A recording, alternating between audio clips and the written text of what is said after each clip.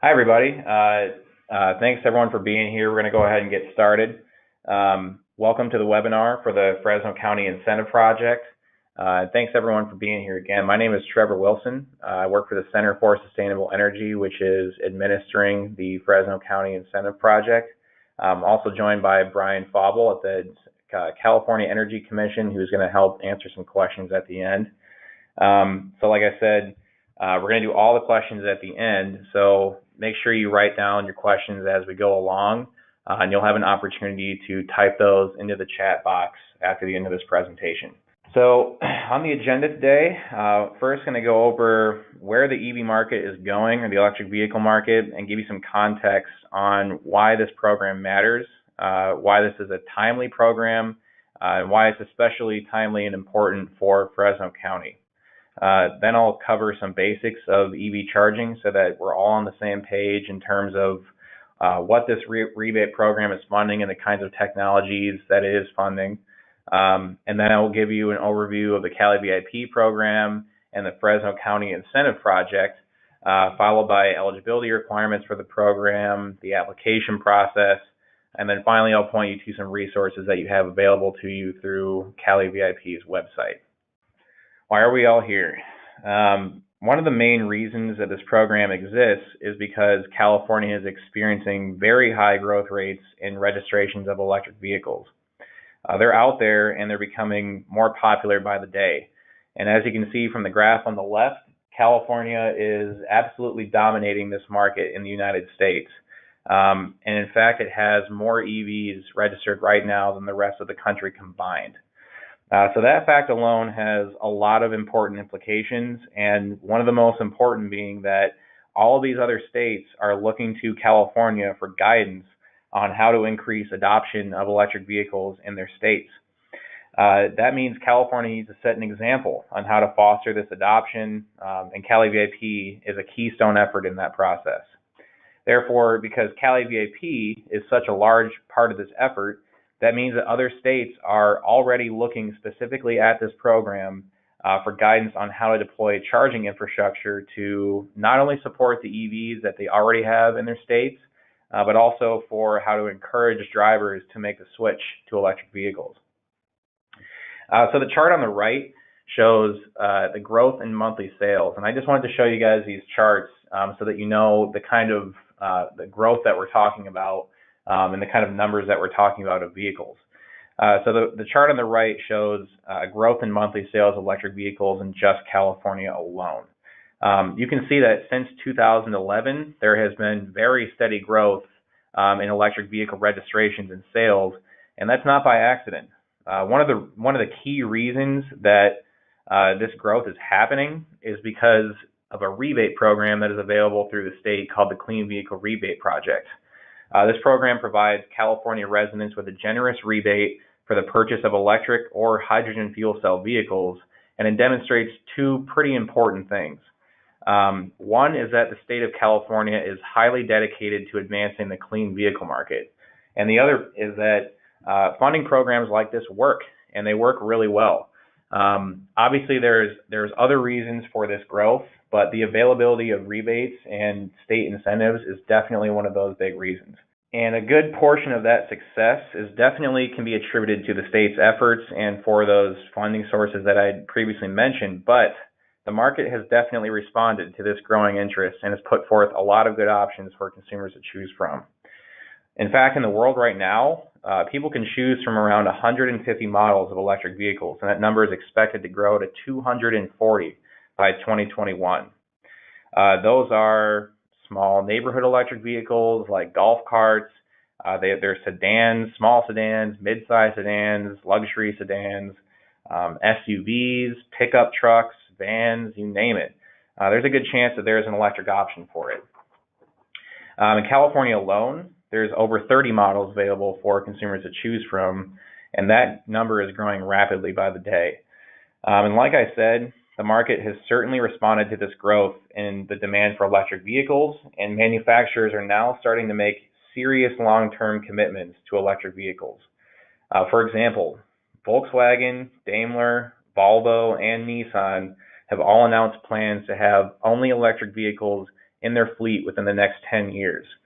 And what they mean by this is that within the next 10 years, all the new vehicles that they introduce onto the market will include at least an electric motor and battery.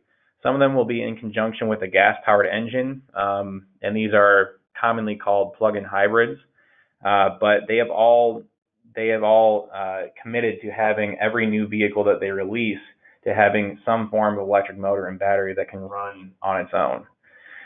Soon we hope to see those same commitments coming from American auto manufacturers and all auto manufacturers, but this is definitely a step in the right direction, a huge step in the right direction, especially as these 4 manufacturers right here have a very sizable market share in the United States. And these commitments from manufacturers, combined with the recent surge in the demand that people have for electric vehicles in California, is certainly going to help the state hit its goal of having 1.5 million electric vehicles on the road by 2025.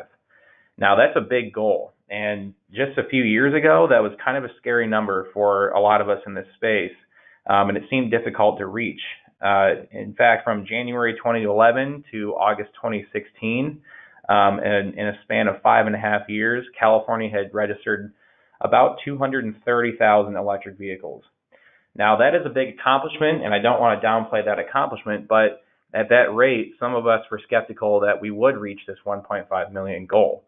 However, in just the last 2 years, we've nearly matched that total from the last 5.5, registering 220,000 electric vehicles in that span. And at this rate, the California Energy Commission expects to see nearly 1.4 million electric vehicles on the road by the beginning of 2025, just short of the 1.5 million goal. However, that is a somewhat conservative estimate and doesn't account for drastic changes in the market, such as a huge availability of charging infrastructure, and that's definitely something that CALeVIP seeks to provide by that time. In fact, the availability of EV infrastructure could definitely be the defining factor that pushes those numbers well above the 1.5 million goal. In the United States in 2016, there was only about 1 public charging plug for every 6 electric vehicles on the road. And much of this infrastructure was and still is concentrated in heavily populated areas and urban areas of the country. Much of this infrastructure was not and still is not located in rural areas or along travel corridors far outside of urban areas. And this lends itself to somewhat of a lack of confidence that potential buyers might have when they want to take long distance trips in their EVs. But this is something that CALeVIP and many others in the space are trying to overcome so that we can reach that 1.5 million goal. And like I said, that's where CALeVIP comes into play, and it opens up the conversation as to why this is an important program and why it's important for meeting the state's goals. But before I go any further, I just want to make sure that everybody on the line is sort of on the same plane of knowledge about EV charging and the kinds of technologies that CALeVIP is providing funding for. So to make this kind of simple, there's really 3 ways that electric vehicles get their power. They're categorized into 3 levels of charging. To make it easy to understand, the lower the level, the lower the power, and therefore the longer it's going to take to charge your car. So for example, level 1 charging offers the lowest power output, and if you're using a level 1 charger, it's going to take you a really long time to charge your car. And everybody likes to ask, well, how long does it take to charge an electric car? That's a really common question, but it's a little more difficult to answer that question because charging a vehicle is different than fueling a gasoline-powered car. And I think a better way to think about this is not necessarily how long it takes to charge an electric car, but instead a good way to think about this is how many miles of range am I going to get for every hour that I charge. And with level 1 charging, it's about 5 to 10 miles for every hour that you charge. So that seems like not many miles, and it seems like a really low power output, but if you charge every day at your house and you only drive maybe an average of 20 to 30 miles a day, you're likely going to plug in as soon as you get home and charge for at least 8 hours overnight. And that's going to be more than enough time and power to refill your car from what you use for the day. And just so we know what level 1 charging is, it's the standard wall outlet that you find maybe in your kitchen or your garage. Most electric vehicles come with a little portable charger that you can plug into one of these outlets and then plug into your car. So that's what we mean by level 1 charging. The most common way for that is to have it be plugged into a standard wall outlet. The next kind of charging is level 2 charging, and it's a little more dynamic than level 1 charging, and the power output is about 2 to 4 times faster. So generally with level 2 charging, you'll gain about 15 to 30 miles of range for every hour of charging, but some charging stations have the ability to provide up to even 75 miles of range per hour of charging. Because level 2 charging is more powerful, you can't use it on your standard wall outlet in the kitchen. You'll find most level 2 chargers in the public mounted on a pole in front of a parking space or even on the wall.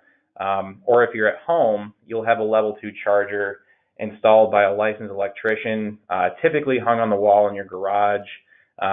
Or some of them can actually be plugged into a wall outlet that's used for a dryer or a washing machine, but it can't use those kind of common wall outlets that you'll find in your kitchen.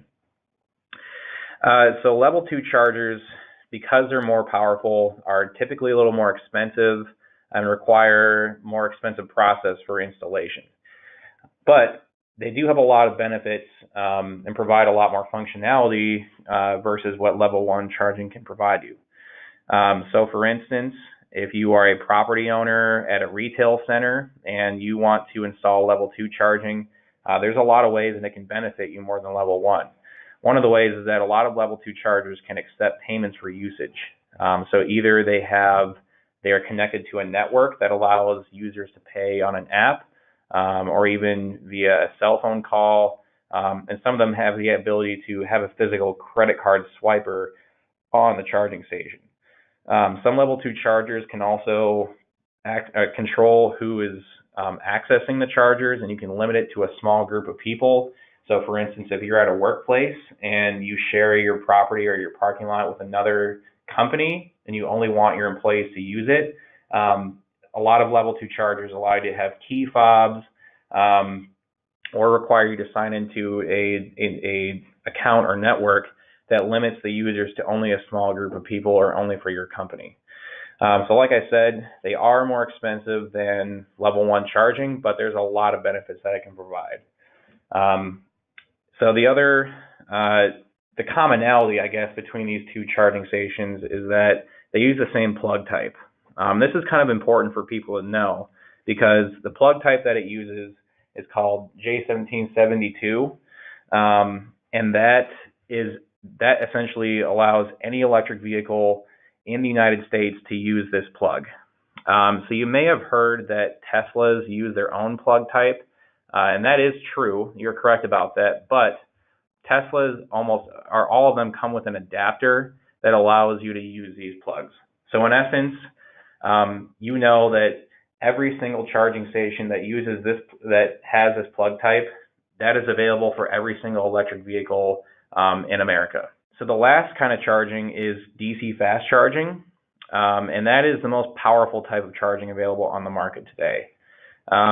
Similar to level 2 charging, the power output of DC fast chargers ranges quite a bit, but it typically provides you between 100 and 200 miles of range per hour of charging.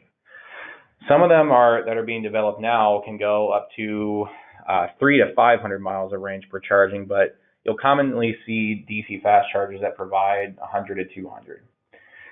The difference with DC fast charging compared to these other 2 is that because it has such a high power output, it requires oftentimes additional electrical capacity on your property or at your home compared to what's already available. So for level 1 and level 2 charging, you can usually use the electrical panels that are already installed at your home or your property. But for a lot of DC fast chargers, you'll need additional electrical capacity installed from your utility. So it's a little more complicated process to get DC fast charging installed, and it is more expensive. But the reason that so many people provide it is because you can charge a lot more cars in a smaller amount of time, and it provides higher value for people who are using it because they can come in and get it almost a full recharge in about 30 minutes to an hour. So it's a very popular type of charging, but it does have quite a few differences in installation compared to level 1 and level 2 charging. And an important thing to know for DC fast chargers is that they don't use the same plug type as level 1 and level 2. They use two completely separate plug type standards that are not available for every electric car in the United States. So there's essentially two plug types. One is called a CHAdeMO and a CCS. And really all you need to know about that is that CHAdeMO is used on Japanese cars, such as Nissan and Toyota, and CCS adapters are available for everything else. Teslas have their own, and I believe now that they've announced that they will offer some adapters for CHAdeMO, but that's not very common, and typically Teslas can't use either of these. So Teslas have their own type of DC fast chargers called the supercharger, and those are really only available to be used by Teslas. The rest of the cars that are able to accept DC fast charging, which not every car can, uses either one of these two plug types. So if you're a property owner, what you really want to know is that if you're going to have DC fast charging installed, it's really valuable to have both a CHAdeMO and a CCS so that you can provide coverage for as many cars as possible that would be pulling into your parking lot. You don't necessarily need to get into the mechanics of each, but it's just important to know that if you want to provide charging for everyone or as many people as possible, look for DC fast chargers that have two connectors coming out of it that have both of those plug types. The kind of infrastructure that this program is funding is level 2, the one I just talked about, kind of the medium power output. And this is a map of all the level 2 chargers that are currently located, the publicly available level 2 chargers that are located in Fresno County. So as you can see, the vast majority of level 2 charging is concentrated in North Fresno and Clovis. There is charging kind of scattered throughout along the 99, in some of the smaller cities like Kerman, San Joaquin, Firebaugh, Mendota. But most of the charging that's located in Fresno is in the northern part of the city of Fresno and Clovis. So there's a decent amount of charging, but there's definitely a lot of areas of need that could definitely use charging. And I just want to show you this map to show you how highly concentrated it is in those few spots. So CALeVIP definitely seeks to get charging everywhere in Fresno County. We want to distribute charging more rather than just those areas. And while there is a lot of traffic there, there are a high number of EV drivers there. We want EV drivers to be everywhere in Fresno County, and because of that, we want charging everywhere. So I just kind of wanted to show you guys this map to show you where we're at right now. And if you guys haven't, this is from the PlugShare app. I would definitely encourage you to download the PlugShare app. It's a free app on your phone that allows you to see locations of public charging stations all throughout the world. So if you're curious about where is charging located, you can actually click on each of these spots to see which property is located at. And we have a real quick comment from Brian. Hi everybody, this is Brian with the Energy Commission. I just wanted to add in real quick that this map does just show the level 2s in this area as well. But there is a very large number of fast chargers all along Highway 99 that are currently installed, as well as additional efforts from the Energy Commission that is funding fast charging corridors that's doing the 99. Electrify America is doing the 99 as well.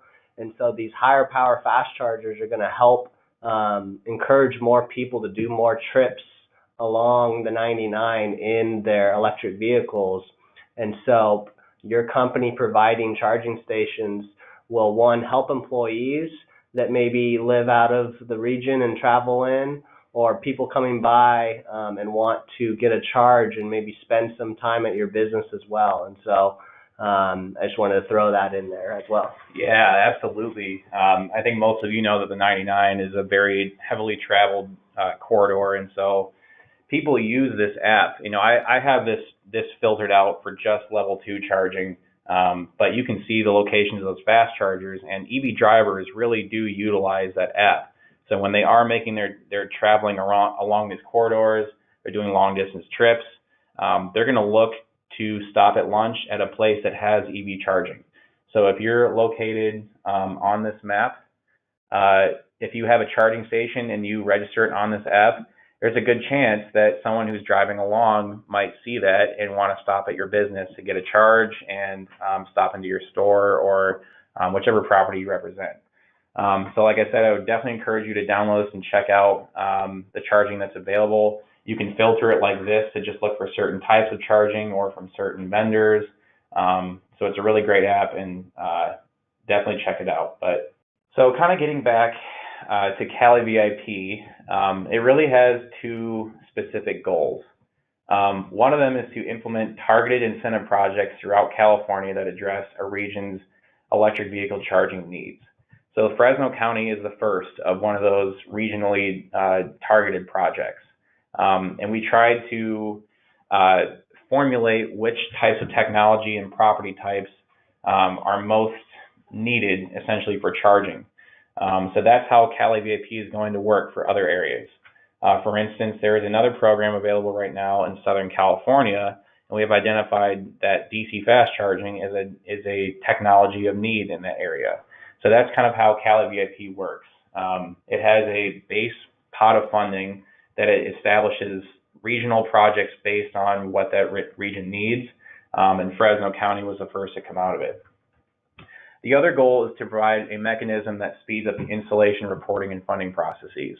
So there can be sometimes with EV charging some difficulties getting it in the ground, but CALeVIP really wants to speed up that process and make it as easy as possible for an applicant to identify what kind of charging they need, have it installed and permitted, and get it their rebate funds received by CALeVIP.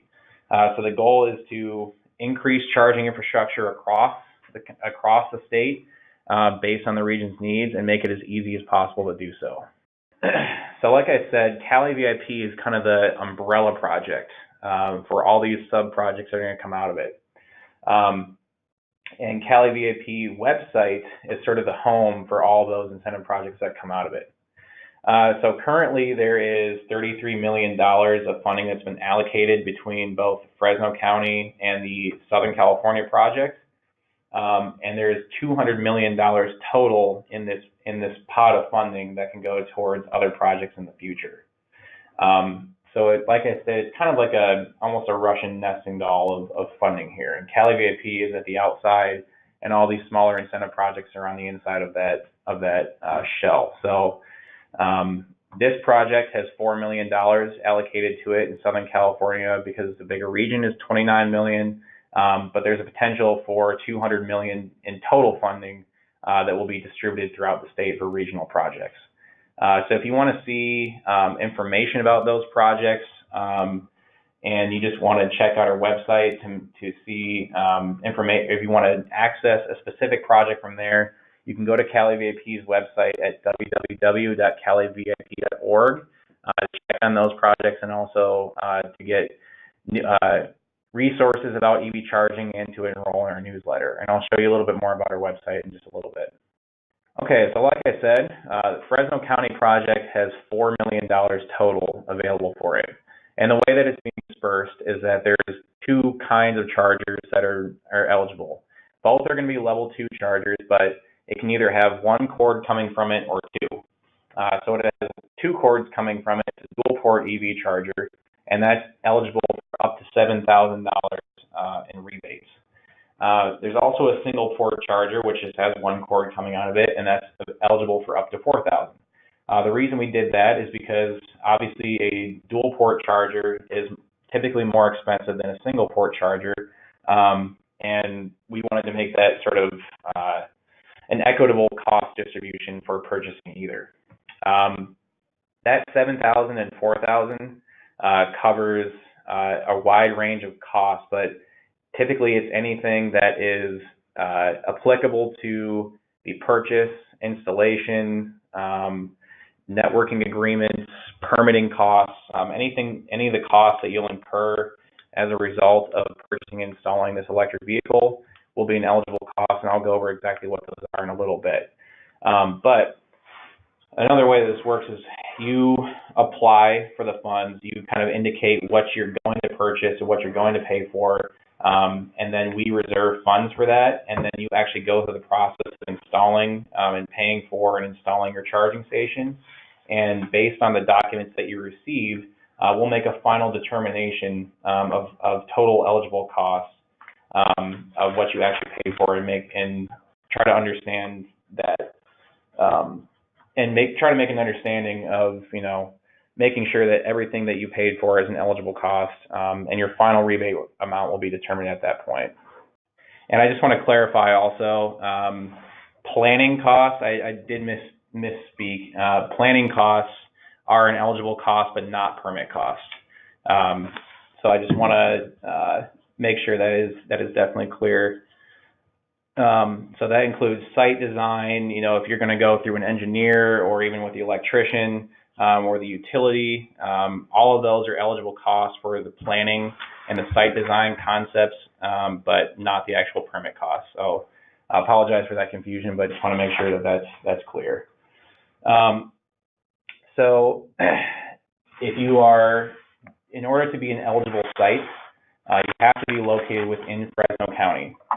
And you have to be, essentially, the property types that are available are only commercial properties, workplaces, multi-unit dwellings, or public facilities.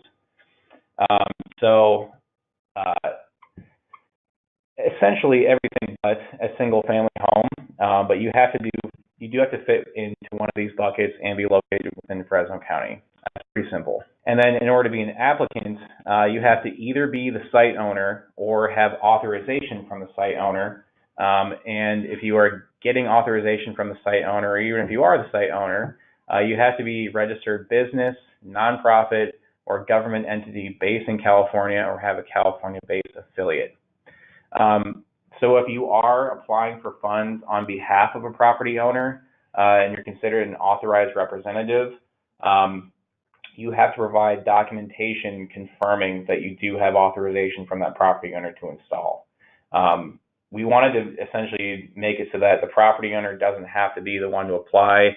We want people to be able to work with either, if you are working with an EV charging manufacturer or vendor, we want to have the ability for them to apply for you, but they do have to get your permission to do so, and that's important to remember. So this is probably the most important part. In order to be qualified to receive funds, you cannot have paid for any of this before your application. So any of the eligible costs that we outline those costs cannot have been incurred before you applied. So before you pay for anything, before you pay for electrician services or for the EV charger itself or for a networking agreement, before you incur any of those costs, make sure you do submit your application first and indicate how much money you want to receive. So that's really important to remember. Don't pay for and install anything before you apply. Also, it's important to remember that this is a limited amount of funding that this program has. So once those funds are exhausted, we won't accept any more applications at that point. I'll show you this later, but we do have a funding chart that is on our website, which shows how much money has been issued in reserve and how much is remaining, so that you can kind of keep an eye on how much money is left. But we definitely do encourage you to submit your applications well before those funds are exhausted. So the equipment that we are making eligible, it has to be new and installed for the first time. So even if the EV charger that you already have on your site meets all of these requirements, it can't have been installed before your application. This has to be a brand new EV charger that you purchase from a manufacturer or distributor that you're installing for the first time. So there's a whole list of requirements that we have, but I think the ones that you definitely need to know are that it has to be network capable. So that means it has to be connected either through to a back-end network service provider either through Wi-Fi or cellular communications or through a physical communications wire. It has to be able to essentially collect usage data. That's really important for our program so that we know how these charging stations are being utilized, but that also provides a number of services for you as a property owner as well. Another important one is that it has to use that standard plug that I showed you for level 1 and level 2 chargers, so that essentially every electric car in America is able to use it. That's the J1772 plug. You probably won't have to look too hard for those, as that is certainly a recognized industry standard for all EV charging stations, but all of the eligible equipment that's even able or on our website is going to have those plugs on it. So you won't even need to necessarily look for it because every eligible equipment will have a J1772 plug. Another important one is that if you're a property owner and you want people to pay for usage of your stations, it has to be able to accept a credit card payment, either through a credit card reader or an app or a toll-free number. But if you don't want to charge users for usage of the station, we will also have eligible equipment that doesn't accept that as well. But like I said, if you indicate that, yes, I want people who use this charging station to pay for it, it has to be able to accept credit cards. Okay, so I just want to quickly go through the application process for you. So the first thing you need to do is determine whether or not you're an eligible applicant with a qualified installation site. So if you're located within Fresno County, you are a multi-unit dwelling, a commercial property, retail, public facility, you have a workplace, then you are a qualified installation site, and you are able to apply. So once you do that, like I said, apply before you pay for anything. That's really important. Once you submit your application, it'll be sent to us here at the Center for Sustainable Energy. We're going to confirm your eligibility. At that point, you're going to receive a confirmation email or transactional email that says, "Hi, we've received your application. We had determined that you are eligible to receive rebate funds, so we are going to move the funds that you had indicated into a reserve status." That doesn't mean that you get your check at that point. That just means that we are setting aside funds for you. From that date, you have 180 days to complete your project.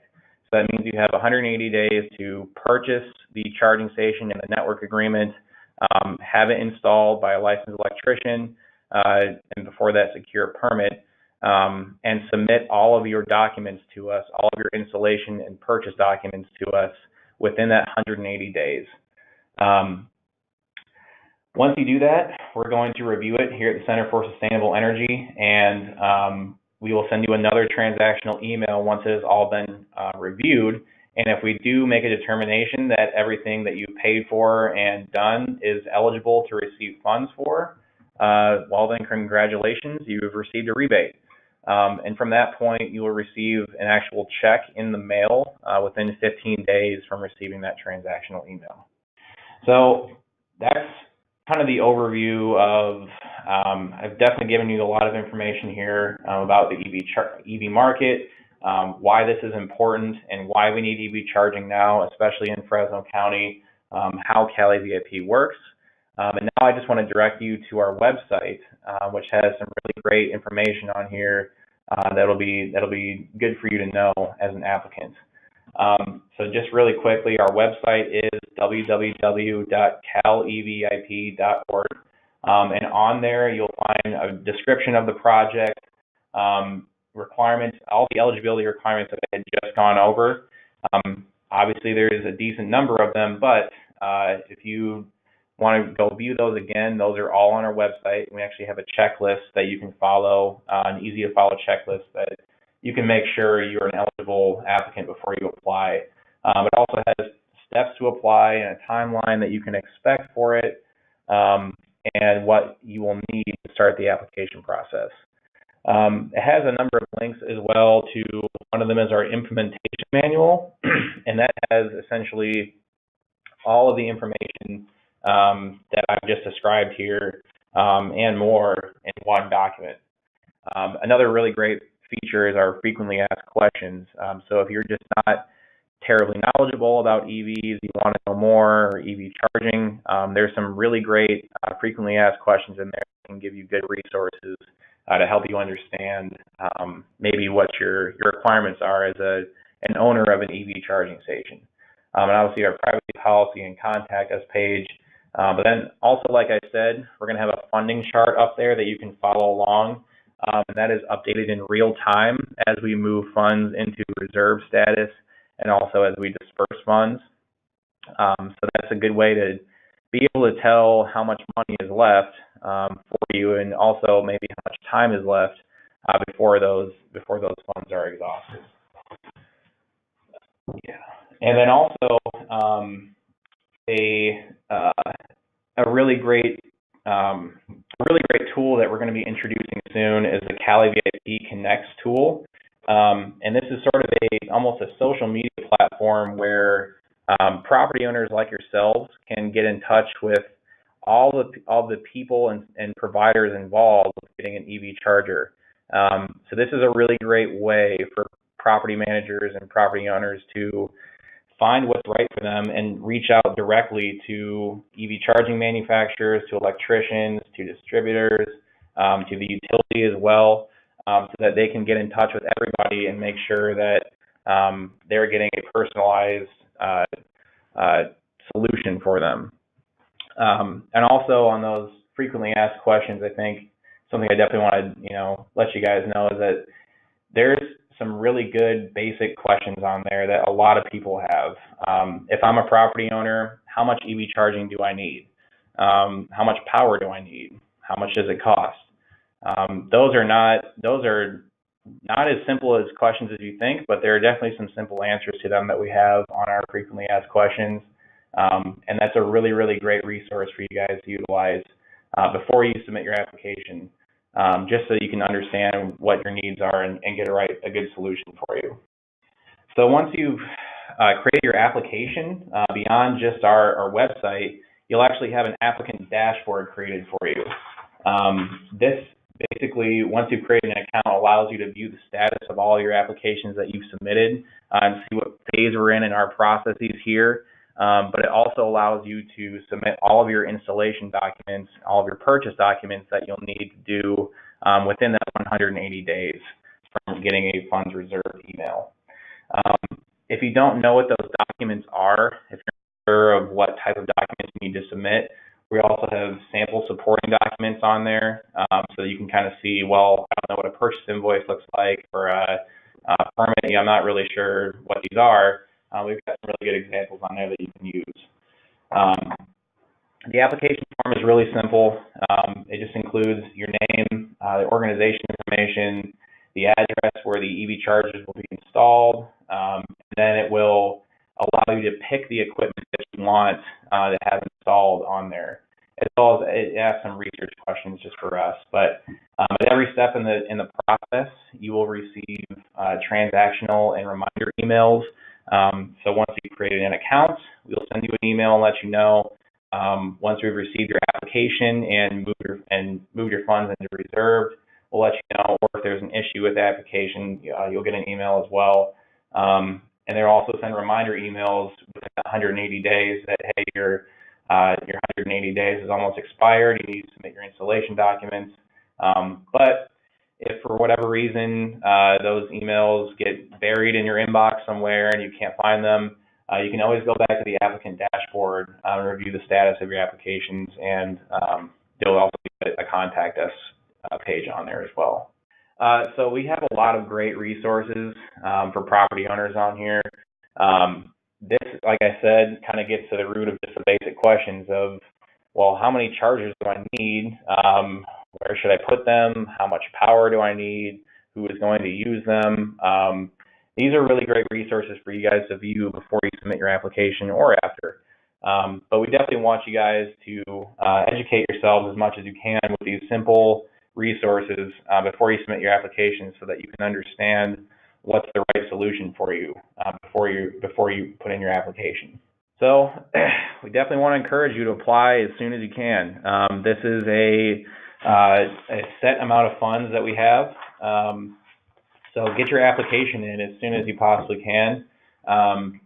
If you have any questions for us, we are very accessible here at the Center for Sustainable Energy, and we're happy to answer any questions you have.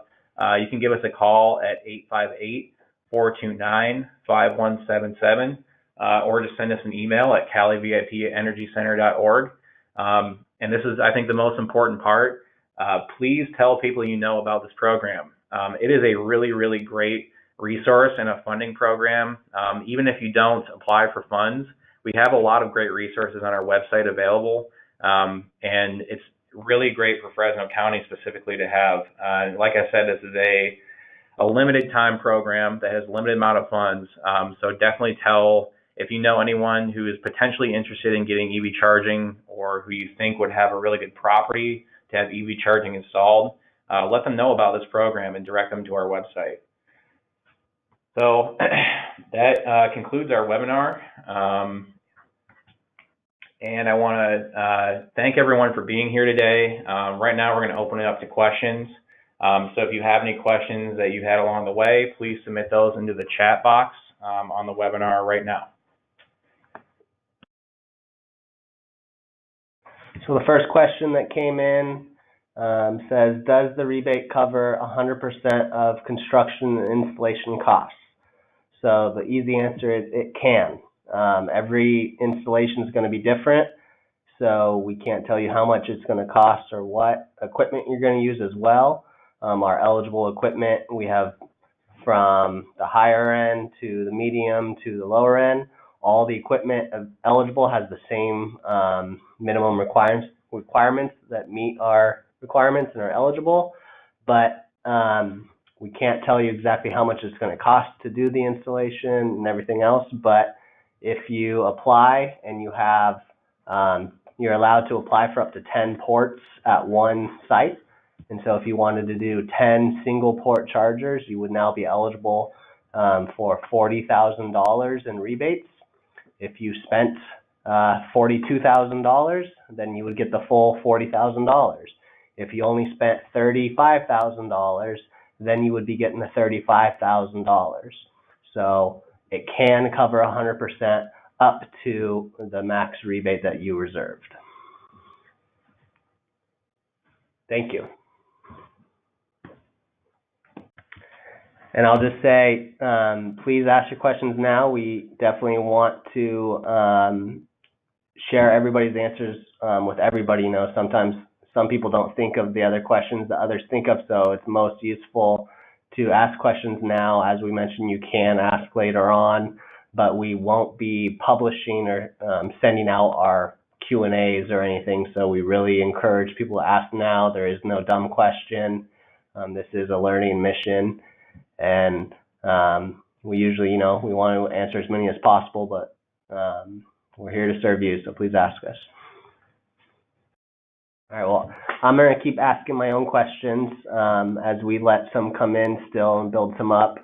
We got one more that came in. Is there zoning areas designated for this? So no, we don't call out specific zones that are eligible. We have, for level 2s in Fresno County, pretty much any site is eligible. We break it down by the site type. So is it going to be a public charger, which can be anything? Is it going to be a workplace charger that could be private and not open to the public? It could still be open to the public, or it could be mixed. That's fine. It could be at an MUD, which is a multi-unit dwelling, meaning apartments or condos. Those as well could be private or public or shared. It cannot be at a single-family residence home. That is the one not allowed. As well, any of these chargers, if it is going to be private, it still has to be a shared use charger, meaning if I am going to do it at a workplace, I cannot install this charger for my CEO or my boss, and it only goes to that driver. It has to be able to be shared to all users.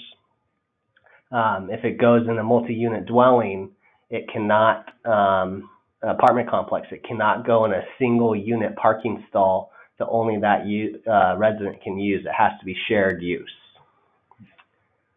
Another question came in. I am a property owner. Will an electrical contractor purchase the charger, or do I? So that's a good question. So there's multiple ways that do this, and they're all eligible. So different contractors, different companies offer different services. So you could call some manufacturers do everything from A to Z. They will sell you a charger, they will sell you a network, they will help you with the installation and with the design and everything. Others just want to sell you a charger. Others will refer you to a reseller that could manage a project for you and do all of that. We mentioned the CALeVIP Connects social media network. That's going to be launching next month, and that's a really important tool we're trying to launch to help all you owners to figure out, what do I have to do? We designed this thinking of my dad owned a record store for 30 years, and he has no clue about EVs or what he would have to do to get that done. So we wanted to provide a network where a business owner can go in here and say, okay, I need a charger. Who sells chargers? So now I don't have to go to Google and search this. It's just, all right, here's everybody that sells chargers. What else do they do? You can see their profile. They do A to Z. Oh, this company only does A to Q, etc. Now you can search, okay, I need an installer or an electrician. Now I need a network, etc. So we're going to help you connect with all those people so you can truly understand who does what and how many people you might need to work with. Can a public agency get the rebate? Yes, so an applicant just has to have an active California business license and can apply on behalf of the site itself. So again, it does not have to own the site. So a public agency could apply to do an installation as long as they have that permission from the site host, yes. Could this be turned into a personal business? I think we might need clarification on what we're trying to turn into the personal business. Yeah, I think what you mean by that is that can you get profits from the EV charger in terms of can you charge for usage? Yes, that is acceptable. Other than that, maybe some more clarification on personal business, but yes, you can accept payments for, yes, okay. Yeah, you can get revenues from usage of the EV charger. Yeah, there's no requirements in CALeVIP that says what you have to charge or what mechanisms or etc. It's totally up to the business to decide on their own. And a lot of these network providers or manufacturers or companies that do this can also help you understand the pricing methodology as well.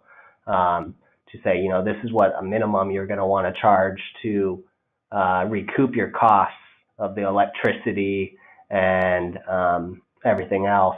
At the same time, you don't want to overprice because then you're turning people away from the charger. So yes, we do want these mechanisms to allow you to make profit. You can do advertising, etc. There's multiple ways to benefit from this.